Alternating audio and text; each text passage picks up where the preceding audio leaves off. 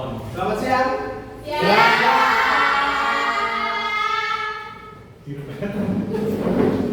Baik, Bapak Awali, Assalamualaikum warahmatullahi wabarakatuh.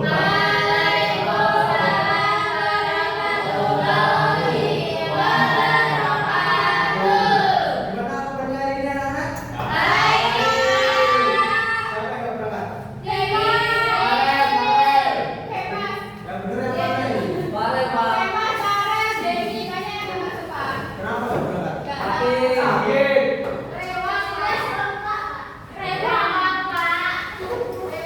Sakit.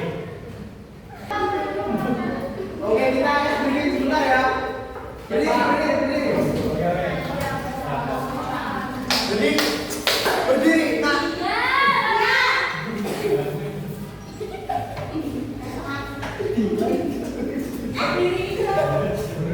Kita terus semangat aja ya. 1, 2, 3. Terus semangat.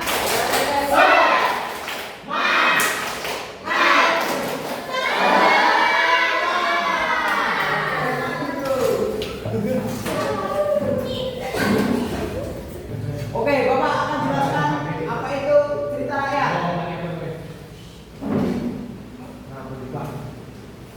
Cerita rakyat itu adalah kisah turun-temurun yang dibagikan secara lisan dan menjadi bagian dari budaya suatu daerah. Nah, biasanya itu dia mengandung pesan moral, budaya dan sejarah lokal di daerah tersebut. Kemudian ada jenis cerita rakyat. Ada yang tahu? Coba dibaca. Maretan. Ya, mito atau mitos itu ya.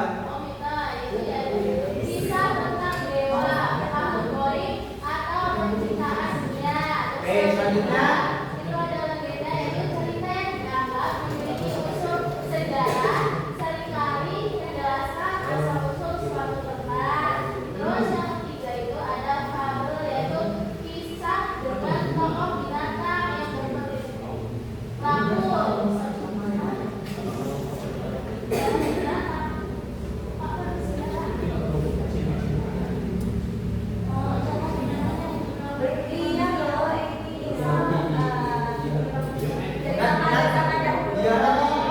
Ada penjelasannya apa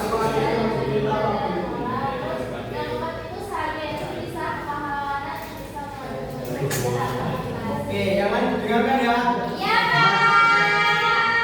Selanjutnya ada ciri-ciri cerita rakyat. Itu ada 3. Ada anonim, lisan, dan bersifat tradisional. Anonim itu tidak diketahui siapa penciptanya. Yang kedua itu ada lisan, yaitu diturunkan dari generasi ke generasi sebelum ditulis. Jadi disampaikan dengan lisan. Yang ketiga ada bersifat tradisional, mengandung nilai budaya dan adat setempat. Kemudian ada unsur-unsur cerita rakyat, yaitu ada 5: tema, tokoh dan tempat, alur, latar, dan amanat. Tema itu adalah ide utama dalam cerita, itu disebut dengan tema. Kemudian ada tokoh dan latar, yaitu karakter utama dan sifatnya. Selanjutnya ada alur, urutan peristiwa dalam cerita itu disebut alur. Kemudian ada latar, waktu, tempat, dan suasana dalam cerita. Yang terakhir ada amanat, pesan moral yang disampaikan dalam cerita tersebut. Selanjutnya contoh cerita rakyat mito atau mitos ya. Biasanya itu dia menceritakan kisah makhluk gaib atau penciptaan dunia. Makhluk gaib itu kan sudah pasti mitos, gak mungkin ada di dunia nyata ya kan?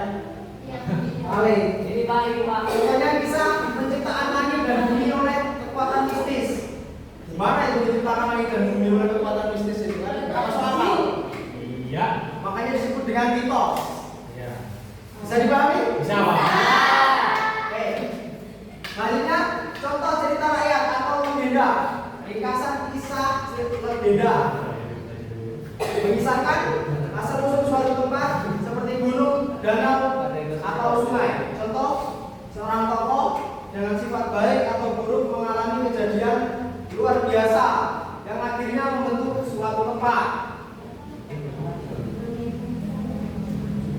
Kemudian ada contoh cerita rakyat Fabel, yaitu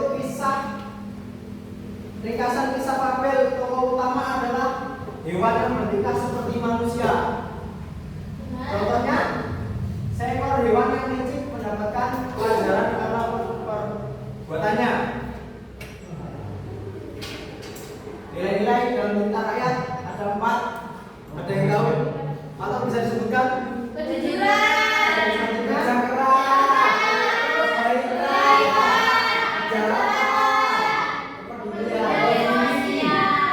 kejujuran adalah tokoh baik selalu mendapatkan kebaikan. Kerja keras yaitu usaha keras akan membuahkan hasil. Kemudian kebaikan dan kejahatan. Kebaikan akan selalu kepedulian sosial mengajarkan untuk membantu sesama. Jadi kalau ya saling menolong, kalau ada yang susah dibantu, jangan dibully, nggak boleh itu ya. Oke, kesimpulannya yaitu cerita rakyat adalah warisan budaya yang kaya akan pesan moral beragam jenisnya, dari mite, legenda, fabel hingga sage, memiliki unsur dan nilai yang tetap relevan dengan kehidupan saat ini. Penting untuk terus melestarikan cerita rakyat agar tidak punah. Oke, setelah ini Bapak akan merayakan video, kalian simak bersama-sama ya. Nanti Bapak kasih soal. Ya Pak. Silakan disimak.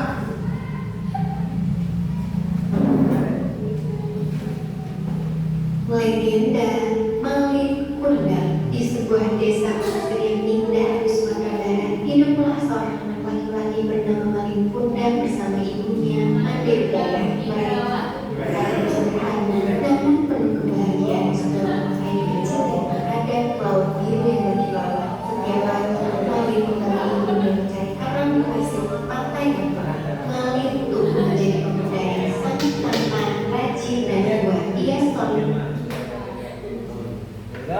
memastikan ibunya Made Ubaya tidak kelelahan dengan membantunya meminum kayu bakar dari hutan. Meskipun hidup mereka terbatas, kasih sayang Malin Kundang pada ibunya sangatlah besar. Made sering memusat rambut Malin dan bangga sambil tersenyum hangat. Suatu hari, sebuah kapal besar yang megah bersandar di pelabuhan desa. Malin melihat kapal itu sebagai suatu kesempatan untuk membantu mereka. Dengan tekad yang kuat, ia menemui sang kapten kapal untuk meminta izin ikut berlayar. Malin ingin bekerja keras di negeri seberang agar bisa memberikan ibunya rumah yang indah dan berkaya. Made Ubaya melepaskan keberangkatan Malin dengan berat hati. Air matanya menetes saat dia berkali Malin dengan dibungkus daun pisang yang masih hangat. Dari atas dermaga, ia melambaikan tangan setinggi-tingginya sampai kapal yang berlalu.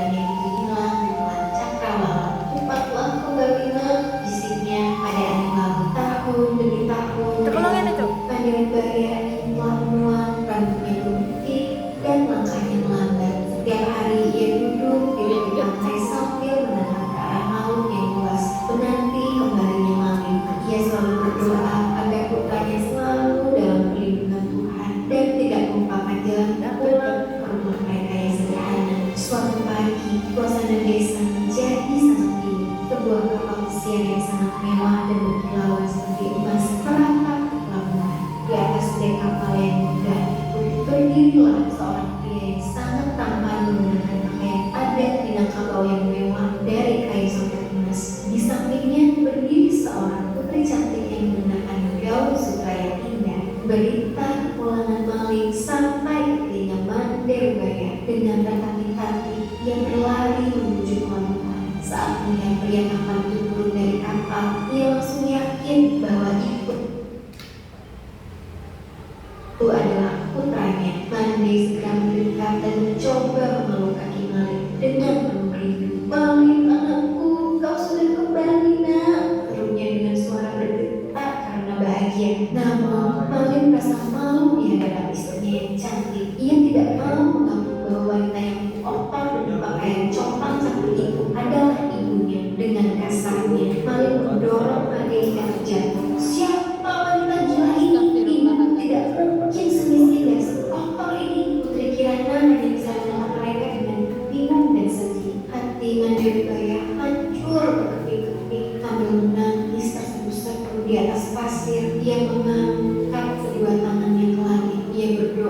dengan suara yang menyayat. Ya Tuhan, jika benar dia bukan putramu, maafkanlah macam nasihatmu. Jika dia benar-benar paling muda, maka hukumlah dia atas sombongannya. Seketika langit dan bumi berubah menjadi gelap gulita. Badai dahsyat menghantam kapal mewah Malin hingga hancur berkeping-keping. Di tengah kilat yang menyambar, tubuh Malin tiba-tiba menjadi kaku.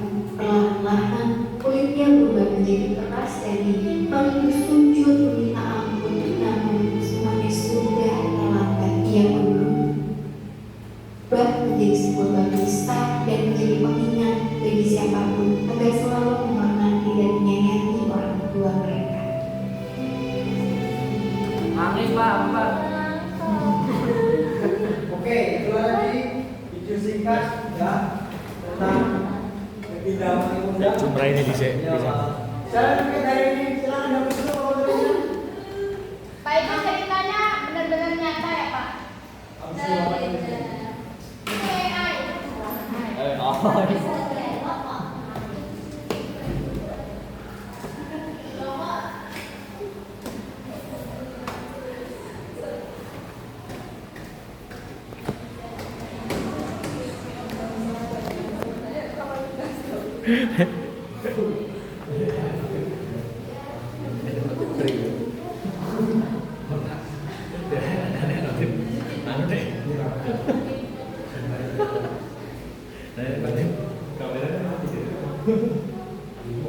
Oke, dari video tersebut kira-kira pesan apa yang dapat kita ambil? Maju, silakan maju tulis di depan. Maju. Ya,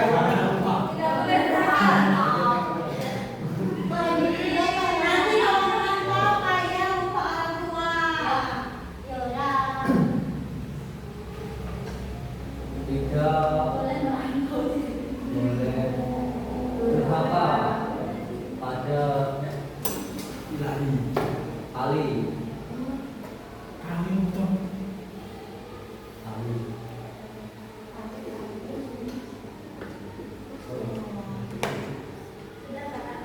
Oke, jadi intinya kita tidak boleh durhaka kepada orang tua. Siapa yang di sini kalau disuruh orang tuanya sering melawan? Bebas.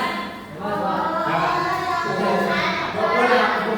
Nanti dulu cukup kalau menjadi batu. Lalu kan, Bapak ada soal untuk kalian? Bagi kelompok saja ya.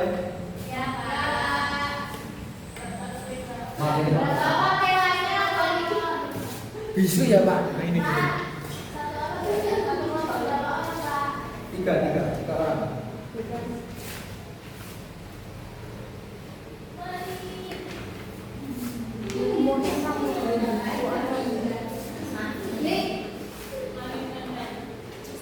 Oke, silakan dikerjakan.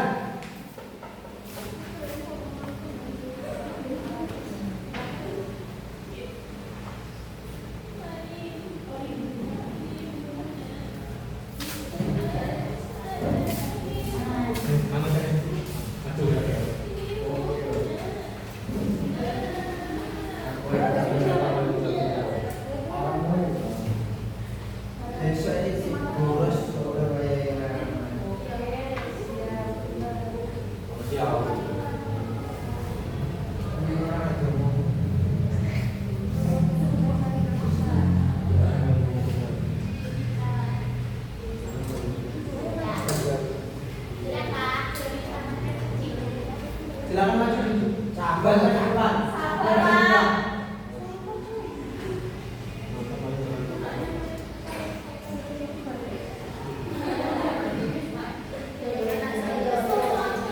Ini ya. Ya Pak.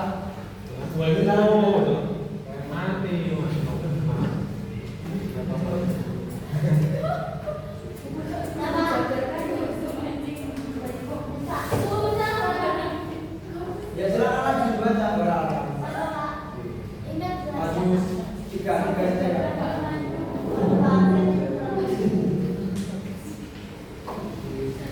Baik, di sini yang kalian. Ya, jadi dengan siapa maling tinggal? Dia tinggal bersama ibunya. Di mana maling tinggal? Di tepi pantai. Mengapa maling merantau kota untuk mencari pekerjaan? Yang keempat, dengan siapa maling menikah? Anak saudara kaya. Anak saudara kaya. Siapa yang mencari maling di dermaga ibunya? Maling muda berubah menjadi apa? Batu. Jalan Pak.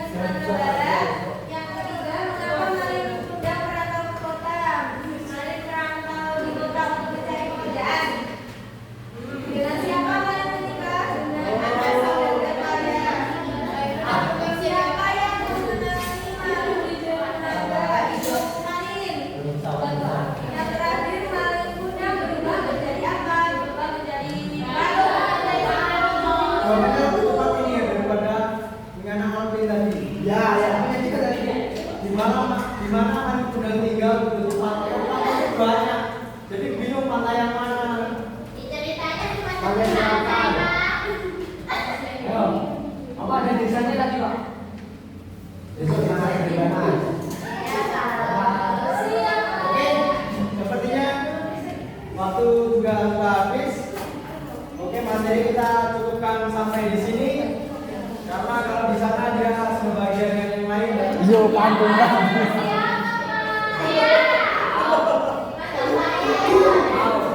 Sendirian terima kasih untuk sekian dan terima kasih. Sampai bertemu di ketidaksengaja di lain waktu. Wassalamualaikum warahmatullahi wabarakatuh. Bye.